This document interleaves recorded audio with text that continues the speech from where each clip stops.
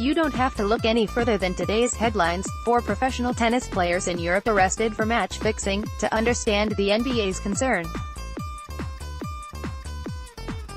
With sports betting cleared by the Supreme Court and more states in the USA making legal, the concerns about the integrity of the game increase as well.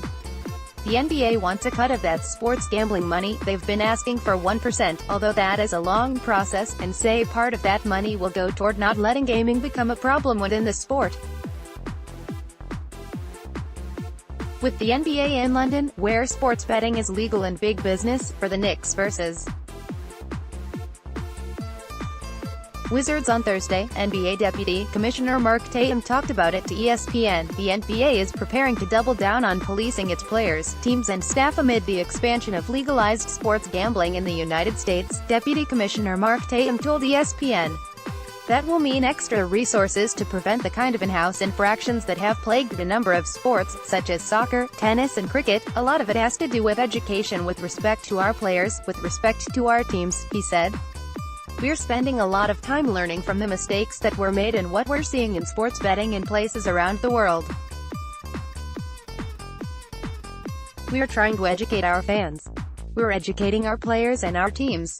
We're taking a little bit of a cautious approach here. But generally, we think it's a good thing for sports betting to be regulated, to be legalized, so there is better information being captured.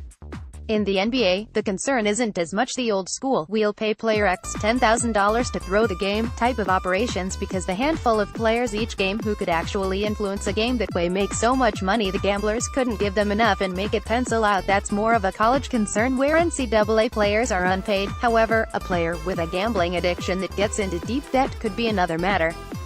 The NBA will have to go forward with these initiatives, regardless of how much, if any, money they get from states as a cut of gambling revenue. While all the professional leagues want their piece of the pie, the casinos and online betting industry aren't going to just give that money away.